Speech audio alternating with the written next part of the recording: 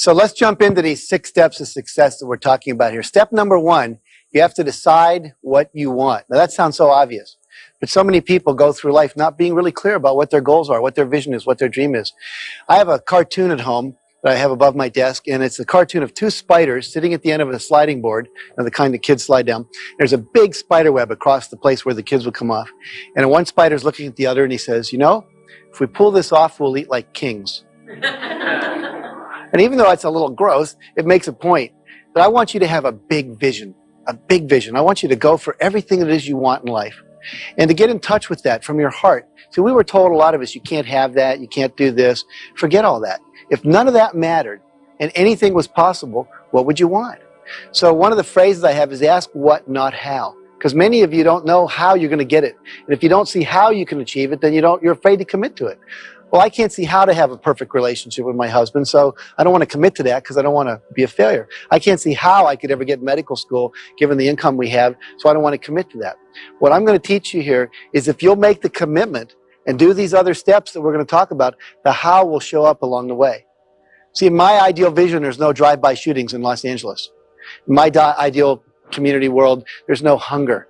There's no illiteracy. There are no gangs. People say, oh, that's impossible. Well, it's only possible if we start to visualize it, decide this is what we want.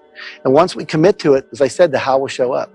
And finally, are there any accomplishments you want to have before you die? Maybe you want to get that PhD, want to write a book or publish a letter to the editor in the newspaper or make that trip around the world, whatever it is for you.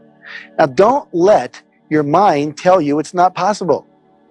I want the inner child in you, the one that says, come on, mommy, I want to buy that. You go, we can't afford that. Okay? I want the little kid in there that thinks anything is possible to decide what you want. And the spiritual part of this comes in, I believe, that in your heart, you really know what's for your highest good.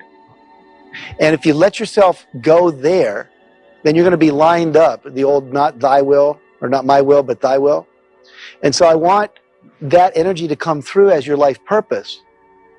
And we can't go into that in like great depth in a small seminar here that we have in terms of time. But again, this is not about your ego needs. It's about what you really need to do to feel fulfilled, to feel filled full of yourself. And if you'll go there and trust yourself, then you get a level of satisfaction you can't believe. The last part of this is you got to tell other people what your vision is. Now, a lot of teachers out there say, oh, don't tell people what your vision is because they'll rain all over your parade and then you'll lose your enthusiasm. Remember, surround yourself with positive people. And if someone does rain on your parade, just say thank you for your contribution, right? Because they're doing the best they can to be of value to you. Maybe they think you can't do it. Just say thank you. Move on. Go to someone else, okay? But as you start to share your vision and your dreams with others, some people are going to go, I have that same dream. I'll help you. Martin Luther King stood up and said, I have a dream. A lot of other people went, hey, I share that dream. Let me line up. I'll march with you. And eventually some things started to happen in terms of fighting racism in our culture. But it had to be someone that stood up so other people could attract to it. And you'll be surprised who will become attracted to your dream. The second step to success that's so critical is you've got to set specific goals and objectives for your vision or your dream. It's a nice thing to say, I want a winter home in Hawaii. But that won't do it. It's got to be measurable. It's got to be in time and space. How much do you want and by when? Now, let me give you a good example of this. Why it's so important to make a list of goals. I tell people in my seminars, you want a goal or an objective, a measurable thing for every part of your vision, and I think you want to have 101 goals. I mean, really go for it. Now, John Goddard, who we wrote about in our first Chicken Soup for the Soul book, when he was 15, he set a list of 127 goals that he wanted to achieve. Now, he's sitting in his dining room with his dad, and all these people are coming over to dinner. These are the big successful people in town. And he's listening to them talk to his dad, who's a successful businessman, saying things like, I wish before I'd started my business, I'd traveled around the world, because now it's too late. Or I wish I'd spent more time with my children. Or I wish I'd read the encyclopedia. Or I wish I'd learned music. I wish I'd learned to play an instrument. And he said, I don't want to live my life and get to 50, 60 and go, I wish I had. Or to live on what one of my friends calls someday I'll. Right? Someday I'll do this, someday I'll do that, and you never get there. And so he made a list of 127 goals. Now, these were not minor goals. These were things like visit the Great Pyramid in Egypt, visit the Great Wall of China, visit the Vatican, meet the Pope, learn 3 languages, read the encyclopedia, shoot out a candle with a .22 rifle from 100 feet, fly an airplane, learn to, control a boat, learn to type 150 words a minute, all these different things. And he's achieved 115 of those 127 goals. The last one he just accomplished was learning to play polo. Now, the guy's in his 70s, and polo, I understand, is a pretty strenuous sport. In his polo class was Sylvester Stallone, the actor. What a neat life. I mean, this guy's the real Indiana Jones, right? He's doing all this stuff out there. His next goal that he's training for is to start at the mouth of the Yangtze River, or the beginning of it, and sail all the way down, all the way through China. And he's getting ready to go do that. So he wakes up every morning and he knows exactly what he's working toward. He's got a blueprint for his life. What about you? Do you have a blueprint for your life? And if not, why not? Let's look at this idea of specificity for a minute. Like a winter home in Hawaii. Very nice. But if I say, I will own a 2-bedroom beachfront villa on the west coast of Maui, Hawaii by June 1st, 2003, does that sound a little more clear? Yeah. And until you get specific like that, the creative part of your brain won't jump in and decide how to help you get there. And that's why a lot of people never get their dreams, because they don't make them specific enough. You got to get real nitty-gritty. Break it down. How much by when? I want a better relationship with my husband. Well, what does that mean? But if I say I want to spend an hour a week sitting opposite my husband talking about real things that matter, no TV on, eye-to-eye communication. Now that we can measure. Did you do it for an hour? Want to have more fun. What does that mean? Well, what if I say I'm going to listen to comedy albums twice a week for a minimum of an hour? You're probably going to have more fun. So make it specific. Make it real. Some people say, I want our business to increase. Well, how much? By when? I want the reading scores to go up in a school. How much? By when? Until you have that, you're not going to make progress. And so many people's dreams never get completed because they're not clear about the specific number of how much by when. I told you earlier in the program, we said we're going to sell 1.5 million books in 1.5 years. And that directed our behavior. Recently, we just said we're going to sell 1 million books in one day. We had 101 bookstores involved in a book signing. We're going to try to be in the Guinness Book of World Record for the largest book signing ever done. Now, I don't think we sold 1 million books. Maybe we sold a couple 100,000. But by holding that question and trying to figure out how to do it, it moved us toward that goal. Now, maybe it'll take us 2 years to figure out how to sell 1 million books in one day, but it gets the thinking to expand out into that arena. Is this making sense? Okay, so you want to have those goals. Now, the other thing you want to do is break your goals down. Many of you have big goals. End hunger in the world. That's a pretty big goal. Have world peace. Achieve a certain level of spiritual oneness with God or life. Big goals. When you first look at it, it's kind of overwhelming. But what if we were to break that down into little steps? It says, okay, I want to go to college and get a PhD. Gosh, I'm only a high school student. But the next step would be finish the math class, get an A in this, write for a brochure from a college, get a catalog, pick 1 or 5 colleges that I want to apply to. Just keep breaking it down to little steps and then figure out how to get all those steps done and put a date by each step. And then start doing the plan. Someone said if you fail to plan, you're planning to fail. Does that make sense? Yeah, absolutely. One of my friends said, success by the yard is hard, by the inch it's a cinch. So we just break it down into small pieces. I was reading the Guinness Book of World Records because we were thinking about being in there. And this guy set a goal to eat an entire bicycle. Tires and all. Now, how do you do that, right? Well, it took him 17 days. But what he did is he kept cutting the bicycle up and then melting it down into little swallowable pieces, and he ate them. I don't know how much stayed in, but he ate them, right? But the point being, anything can be done if you break it down small enough. Make sense? So don't let the bigness of a goal overwhelm you. Now, finally, what's the purpose of all this? The purpose of all this is not to get the $1 million, the Rolls Royce, the best-selling book, all of that. That's nice. But have you ever known people that had all that and weren't really happy? And have you ever known people that had all that and then lost it? Donald Trump was really wealthy for a while and then he lost it and now he's coming back and all that. Well, that happens. It's not the result that's important. It's who you become in the process of achieving the result. Jim Rohn said, set a goal so big that in the process of achieving it, you become someone worth being. Isn't that an interesting concept? Because it's not the result. If you set a big goal, 3 things are going to show up in your life. One is called considerations, all the thoughts about why it's not possible, all the fears that you have about going out there and doing that thing. And finally, there are real roadblocks out there in the world. There are laws and things that maybe that it's not legal to do that yet, or it's not zoned for that, or all those kind of things. You're going to have to learn how to overcome those roadblocks, and to learn how to quiet the considerations in your head, and learn how to overcome those fears. But have you ever done something that was really scary, and then the next time you did it, it wasn't quite so scary, and then the third time was, and pretty soon it's no big deal. Like the first time I did TV, it was scary. Now it's not such a big deal. But you have to go through it, right? And when you're done, you get to have something in your life called mastery. And that's the goal. The goal is mastery. Mastering your fears, mastering your thoughts, mastering your behaviors so that you can do anything you want. That can't be taken away from you. A friend of mine's house burnt down. He was an author. He lost all his manuscripts, all his research, his computer melted, everything. Nothing was saved.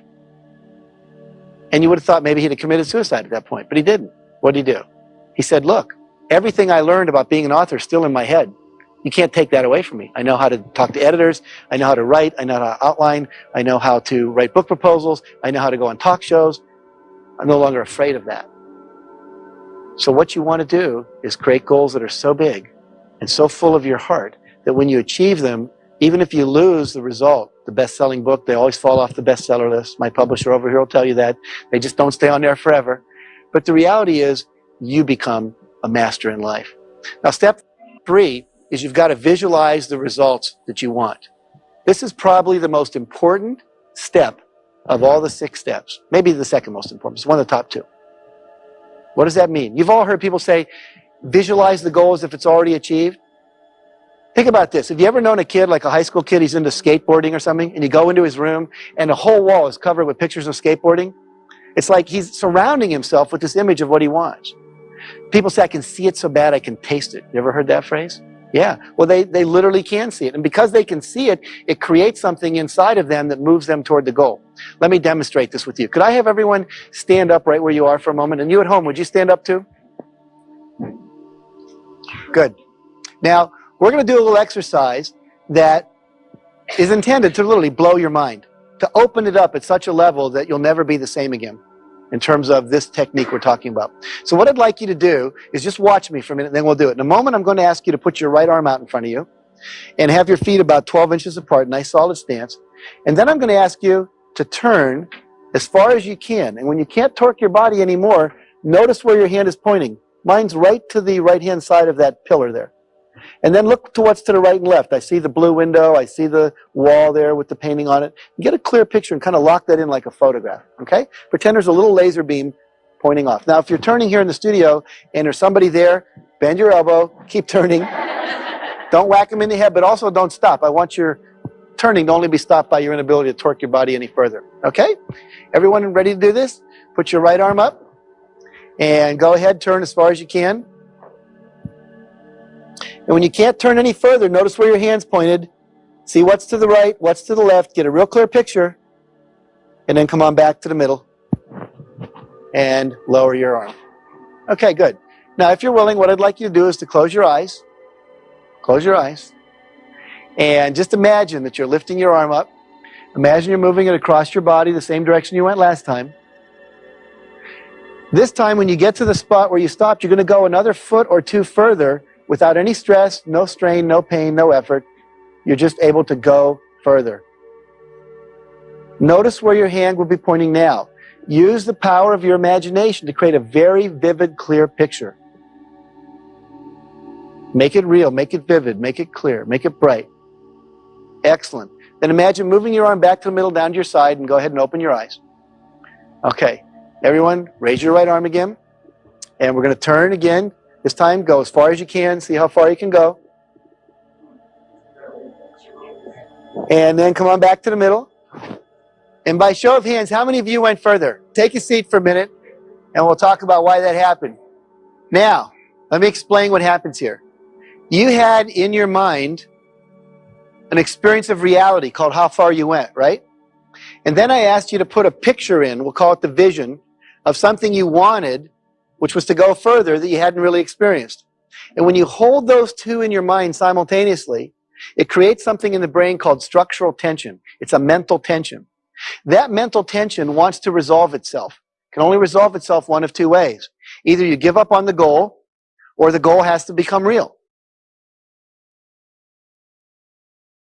Now, what happens in your brain when you do this and you hold that structural tension? Remember we talked disciplines of success? This is something you do every day as a discipline.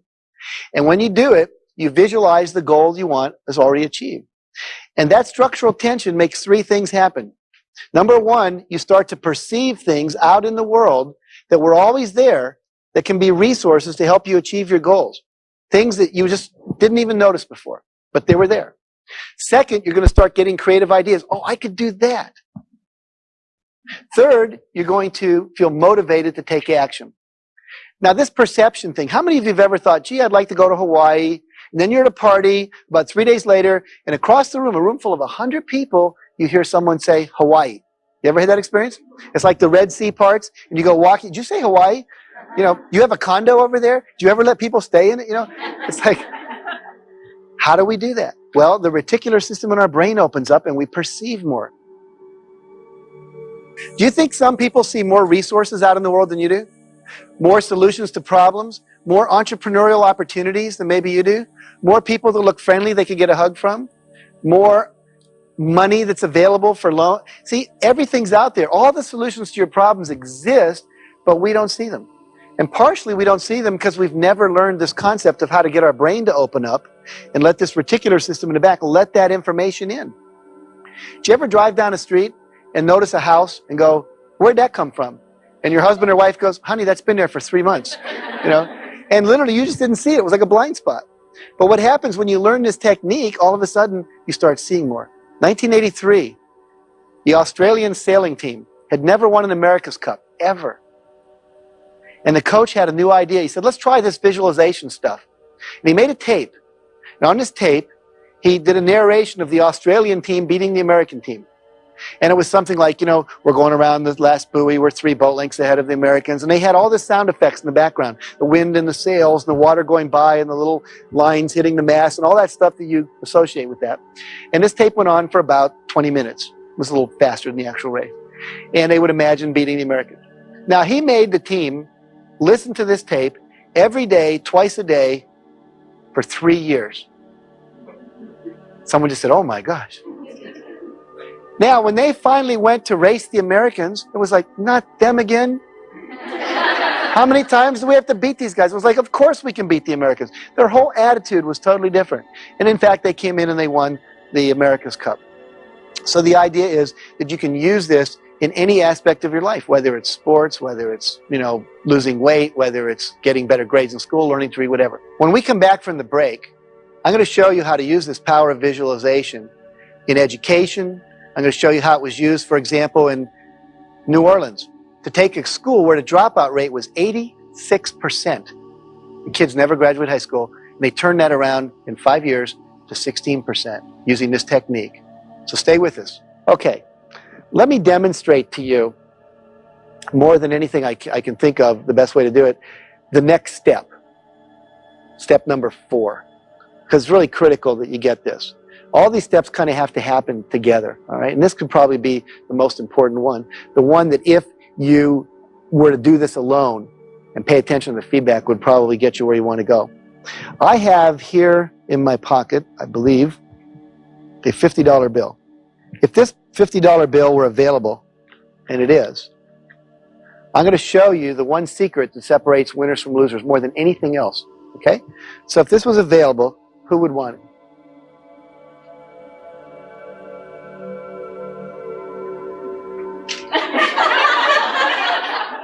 Thank you.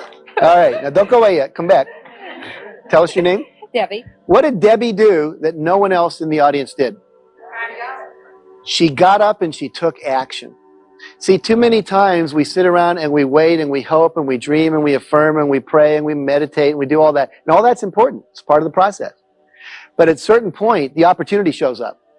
And if you don't act, you get to sit and not have $50, okay? So step number 4 is what? Take action. Take action. One of my favorite quotes is by Henry Wadsworth Longfellow. He said, the heights by great men reached and kept were not attained by sudden flight, but they, while their companions slept, were toiling upward in the night. What does that mean? You got to work. You got to do some doing this. You can't just sit around and hope it'll happen. One of the steps, one of the actions you need to take is called asking. And many of us, see, we wrote a book, Mark and I wrote a book called Dare to Win. And it was a book of all these kind of things, and people went out and they read the book, and still a lot of people weren't successful. And we thought, what's the problem here? And as we began to analyze and interview people, we realized that one of the main things that was blocking most people was the fear of asking for what they wanted. They wouldn't go up and just say, can I borrow money? Will you support my dream? Will you volunteer for school? Will you lend me your car? Whatever it is they need, they were so afraid of being rejected. And so we wrote a book called The Aladdin Factor, How to Ask for and Get Everything You Want. And we were doing all that research. We ran across a girl named Marquita Andrews. And Marquita Andrews was the living example of what we call ask, ask, ask, ask, ask, ask, ask, ask, ask, ask, ask, ask, ask, ask, ask, ask, ask. Because you're going to have to ask a lot of people. And Marquita, her mother, when she was a little girl, came up to her and said, you know, Marquita, I have a dream. My dream is to travel around the world, but I also have a dream for you. I want you to graduate college. Problem is, I'm a waitress. I don't see how I can underwrite both dreams on a waitress's salary. But I'll make a deal with you. If you'll go to college and agree that after you graduate, you'll take 25% of your income for the first number of years and put that in savings to send me around the world, then I'll pay for your college education. But if you're not willing to do that, then I don't know if I want to pay for your college education. Well, what is she? She's like 7 or 9 at the time. She goes, sure, deal, you know? Well, later that year, she joins the Brownie Scouts. And the Brownies are part of the Girl Scouts, and they came out with their annual cookie drive. And they had a contest that year. Girl who sells most cookies wins trip for 2 around the world. Marquita says, I'm getting out of this one easy, right? So she starts selling cookies like you can't believe. Now, in her first year as a Brownie Scout, she sold 3,526 boxes of Girl Scout cookies. Someone just said, no way. Most women who've sold Girl Scout cookies, if you sell 300 or 400 boxes, that is a big deal. 3,526. How'd she do it? Ask, ask, ask, ask, ask, ask, ask, ask, ask. She lived in New York, high population concentration, right? She would go into high-rise apartment buildings and condos, and as people would come down in the morning and back from work, she would just be there. Did you buy your cookies yet? Did you buy your cookies yet? Well, you want to buy some cookies? And if she bought one, they said, well, you want to buy 2? Don't you know people? She would just ask, ask, ask. Then one day, she finds herself at 14 years old. She wrote a book called How to Sell More Cookies, Condos, Cadillacs, Computers, and Everything Else. And she was the keynote speaker at Radio City Music Hall to the $1 Million Roundtable of insurance salesmen, all people who'd sold over $1 million in commissions and all this stuff. And she's up there talking to 1,000 people. At the end of her talk, she says, I want you all to look under your seat. You'll find a 3x5 card. Take that out and write a number between 5 and 10 on the card. So everybody did. And she said, that's how many boxes of Girl Scout cookies I want you to buy for me today as you leave here. That day, she sold 7,000 boxes of Girl Scout cookies. She's in the Guinness Book of World Records. Before she retired, she sold over 32,000 boxes. Isn't that astounding? Hasn't been beaten yet. Okay. But what does she do? Ask, ask, ask, ask, ask, ask, ask, ask, ask. Very powerful tool. Now, she had one final clause, a little phrase she says, SW, SW, SW, SW. What does that mean? Some will, some won't. So what? Someone's waiting. So if you ask enough people, eventually someone's going to say yes. If I asked everyone in this room, do you have a red car? Eventually someone would say yes. It doesn't matter. If you ask enough people, you're going to get your dream met. Now we're going to come back in just a moment. And when we do, I'm going to teach you a word that's going to get you out of the problem of what happens when you ask for something and people say no. And this one word, if you knew this word and you learned it and you used it, can actually get you anything you want in life. I'd teach you one word, how to deal with no when you get a no from somebody. And again, I'd like you to write this down, write it in your brain if you don't have anything to write it with on paper and so forth. And here's the word. It's very simple. When someone says no to you, what I want you to say to yourself real loud inside your head is the word next. Let's just practice that. So if I say no, what are you going to say? Yes. Absolutely. One more time. No. Yes. Now, what does that mean? Ask somebody else. Absolutely. How many people live on the planet? 5 billion people. Someone wants to do what you want to do. Someone wants to get involved in your dreams. Someone wants to support you. You might have to ask a lot of people. Remember, ask, ask, ask, ask, ask, ask, ask, ask, ask. So when they say no, you say next. And here's another clue most people don't realize. If you ask somebody and they say no, does that mean you can never come back and ask them again? No. Little kids are so good at it. Mommy, can I go to the store with you? No. Oh, come on, Mom, please let me go to the store with you. They go away. Mom, you are going to let me go to the store with you. And they wear you down, you know. So that's another thing you can next time can be, right? So don't let no stop you. No just means get creative, get going. Now, what stops people from asking? What stops people from doing? It's something called fear. We're all afraid. We're afraid we're going to look stupid. We're afraid we're going to get rejected. I love this person who did the acronym FEAR, stands for fantasized experiences appearing real, or false evidence appearing real. Because when you close your eyes and you fantasize something like you're not going to be able to pay your bills, or they're going to take your house, or you're going to flunk out of school, then your body reacts like it's real. I was flying to Orlando in a plane not too long ago, and this woman was sitting next to me, and as we took off, she started like lifting herself out of the seat. I said, "What are you doing?" She said, "I'm making myself lighter so the plane will take off."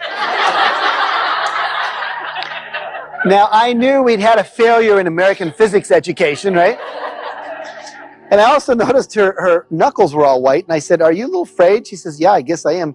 I said, "Well, we're headed Orlando. I guess that's where I'm going. You're going?" She says, "Yeah." I said, "Where are you going down there?" "So I'm going to Disney World to visit my children. They're going to be there, and my grandchildren." I said, "Well, close your eyes for a second. Indulge me. I'm a psychologist." She said, "Okay." So she closed her eyes. I said, "What are you imagining right now?" She said, "Well, I see the plane blowing up in a fireball at the end of the runway." I said, "Well, no wonder you're scared. You know, this would make anyone crazy." And so then I had her close her eyes and imagine being at Disney World. And I said, "What's your favorite attraction?" She said, "It's a small world." So I said, "Imagine you're in the little thing and you're going through It's a Small World, and all the little people are dancing and singing." I actually started going, "It's a small world anyway." And all of a sudden she relaxed, her breathing deepened. And this was what was so powerful. Nothing outside of her had changed. We're on the same plane, going down the same runway. But what she changed was her response. She started visualizing a positive outcome rather than a negative outcome. And her physiology reacted. Same thing we've been talking about all along. Now let's look at this fear. The biggest fear I think that stops most people from asking is the fear of what? Rejection. So let's say that I ask, "What's your name?" I go over to Susan. I say, "Susan, would you have dinner with me tonight?" And let's say she says no. I go, "Oh." Everyone goes, "Oh, Jack's been rejected. It's so sad." But let's look at it objectively. Did I have anyone to eat dinner with before I asked her? Did I have anyone to eat dinner with after I asked her? Did my life really get worse? No. Stayed the same, right? If I apply to Harvard and don't get in, wasn't in Harvard before I applied, I'm not in Harvard after I applied. And most of you have spent your whole life not going to Harvard and survived just fine, right? So it's not a big deal. I worked for a optical company that makes lenses. Half the lenses in your glasses, they have 50% of the market, so half of you are wearing them. And I was the first guy that ever brought in as an outside speaker for their sales meetings. And I got there early in the day, and I went out, and there were some guys golfing and stuff. And I went up to people and I said, "Do you know who the top 2 or 3 performers in the company are?" And they'd all go, "Oh yeah, it's Bob and Mary and Joe." And I said, "Well, great." Well, that night I went into the group, it was about 300 people, and I said, "Do you all know who the top 3 performers in the company are?" Everyone said, "Oh yeah, it's Bob, Mary, and Joe." I said, "So you all know who's like selling many, many, many millions of dollars more than you are?" And they went, "Oh yeah." I said, "Now, by show of hands, how many of you have ever gone up to them and asked them to show you what they do to sell so much?" You know, not one hand went up in that room of 300 people. Isn't it interesting? They knew who had the information, but they wouldn't ask them. I said, "Well, why don't you ask?" "Oh, they might not tell me." I say, "Well, you already don't know. So if they don't tell you, you still don't know. How'd it get so bad? You know, it's not so bad." But they were so afraid that they might say, "Oh, you're stupid. I don't want to share with you." And what I found, and I think most of you have probably found too if you test it out, most people are willing to share what they know. They like to teach. They like to share. They like to be a mentor. Not everyone will. But if they say no, what are you going to say? Yeah. Next. There's lots of top performers out there you can go to. We've got to get over this fear of rejection. Don't let it stop you. It's not a big deal. Just keep asking the questions. Ask, ask, ask. Say next. Move on. Nothing happens if you're rejected. Fear of rejection. Fear of failure. Fear of looking stupid. Fear stopping us. Let's look at how to overcome any fear. There's a couple different techniques, but let's look at what I think is probably one of the most powerful ones. How many of you have seen the book, Feel the Fear and Do It Anyway? Remember that? Susan Jeffers wrote this book. Well, think about that. Feel the fear and do it anyway. I'm going to do a little demonstration with you here to show you how this works. I'm going to take this chair here. I'm going to pretend this is a diving board. I'm going to stand up on the end of the diving board. How many of you know how to dive off a diving board? Can you remember when you had to learn to do that? You're standing on the end of the board. So here I am. I'm on the end of the board. There's my dad down in the water. He says, "Come on, jump." And I'm, "Dad," he says, "It's only 2 feet to the water." I says, "Yeah, but it's another 9 to the bottom of the pool." And it's 5 from the feet to the head here, you know, and it's a long way down. He says, come on, just jump. I'm scared. Can you relate to that? How many of you at that point said, you know, Dad, I think I'm going to get off the board, go see a child psychologist, going to deal with my fear of jumping into liquids from high places, and when I handle that, I'll come back and jump in. Did any of you do that? No, what did you do? You felt the fear, and you jumped anyway, right? And this is really the principle that works for anything in life. You're going to feel fear. It's going to show up. So what? Most people let fear stop them. They say, well, obviously, then I shouldn't do this thing. I'm going to say to you, feel the fear and pretend it's like a 2-year-old. Take the 2-year-old with you. You know, it doesn't want to go certain places, first day of school. So what? Take it. You're the adult. Treat your fear like a little child. But don't let it run you. You're bigger than that. You're bigger than that. The mastery comes from what? Handling the fear. Now, I had a teacher, very profound spiritual teacher, teach me once how to take this and even make it deeper. So here's what I'm going to teach you to. I want you to take your fingers and join your 2 forefingers together like this. Everyone do that? Okay. And what I want you to do is repeat after me. Everyone ready? Okay. Goes like this. A little chant. Goes like this. Oh, everybody. Oh, what the heck? Go for it anyway. Let's do that together one more time. Oh, what the heck? Go for it anyway. Very good. See, if you can remember that when you're scared, oh, what the heck, go for it anyway, then you'll take that action. It won't always be the perfect action, but if you get into action, something's going to happen. Which leads us into step 5, which says respond to feedback. See, when you take a first action, is that necessarily going to be the right one? No. But you can't get feedback unless you take the action. And some of us are so afraid of doing the wrong thing, we wait until like 18 doves fly over our house in the sign of a cross. Oh, it must be the ideal auspicious day, and then we take action. Well, they don't fly over that way too often, right? So we just have to take an action and see what happens. Now, there's 2 kinds of feedback. What are they? Positive and negative. Which one do you like best? Positive. Right. Positive feels good, right? You know you're on track. But have you ever had negative feedback and it was valuable? Yes. Right. So there's 2 kinds. Now, how many of you actively solicit feedback in your life? You say, hey, I want feedback on how to be a better parent or a better teacher, or how can I be a better salesperson? How can we serve your company better? Right? Most people don't ask for feedback. Why don't they ask? They don't want to hear it. But let's say you're a teacher in school and you don't ask feedback. How I can be a better teacher. The kids go home. Do you think they're talking about how you can be a better teacher? Oh man, that teacher, she doesn't let us do this, and she's so mean, and yada yada. Well, everyone in town knows but you. Everyone's talking about it. You're the only one not in on the secret. If you're not getting along with your wife, she's called her girlfriend, her mother, her sister, told the people in the office, everything that's wrong with you. But guess who she hasn't told, perhaps? You. So it's very important to ask for feedback. Now, I'd like to demonstrate how this works. I need another volunteer from the audience. Who'd be willing to play with me? Okay, what's your name? Mercedes? Okay, here's a microphone. What I want you to do is stand right here by the plants. And if you would face me over here. And what I'm going to do is I'm going to walk toward you in a moment. And you're my goal. As I'm walking toward you 100% straight on, I want you to say on course. You're like a feedback system. On course. I'm on course. If I go even off 5 degrees, you say off course. Okay? And you're going to be doing it like stream of consciousness. On course, on course, on course, off course, off course, on course, off course. Got the idea? Okay, are you ready? Okay, go. Why aren't you giving me any feedback? Because you haven't done anything. Because I haven't done anything, exactly. Here's the deal. If I don't take action, I don't get any feedback. See, that's why the action's so important. Now, we'll start again. You ready? Okay, here we go. On course, course, course, of course, on course, of course, off, on, off, on, off, on. Now, did I get here? Was I on course or off course more of the time, according to her? It was about even, wasn't it?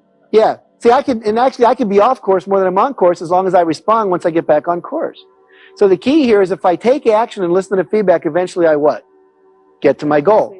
Now, let me show you how a lot of people deal with feedback. It doesn't work. Stay here. And again, real fast, on course, off course if I'm moving toward you, and off course if I'm not. Are you ready? Okay, go. Here's how one person I know deals with feedback. On course, off, course. Oh, no, it's too hard. I quit. That's too hard. Now, do you know anyone that gets negative feedback and then they instantly like just cave in? Yeah, so you've seen that. Here's another way people deal with negative feedback. See if you've ever seen this one. Are you ready? Okay, here we go. On course, off course. Bitch. You are so negative. Can't you say anything nice? Now, have you ever seen anyone get angry at the source of feedback that was really useful for them? Exactly. Sure. Now, here's how one person I know, he actually bankrupted 3 companies, 3 divorces. This is how he deals with feedback. Ready, Mercedes? Okay, here we go. Of course. Right? His favorite phrase was, my way or the highway. As long as you live in my house, you'll live by my rules. He was not open to feedback because he would rather be right than successful. You know anyone like that? Yeah. So the key here is to what? Ask for feedback, and when you get it, listen to it, then correct, and keep moving toward your target. Step number 6, the last step. Perseverance. Keep on keeping on. Never give up. Never give up. If you've got a goal that's important in your heart, don't give up.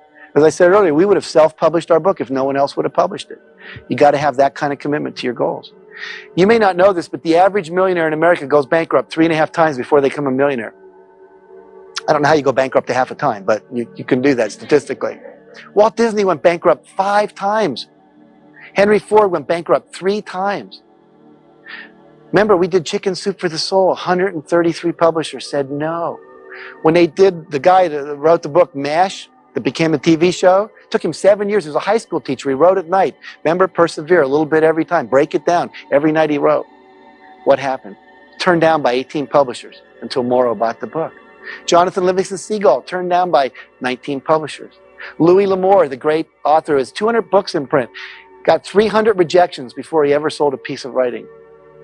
Alex Haley, who wrote Roots, got a rejection slip every week for 4 years.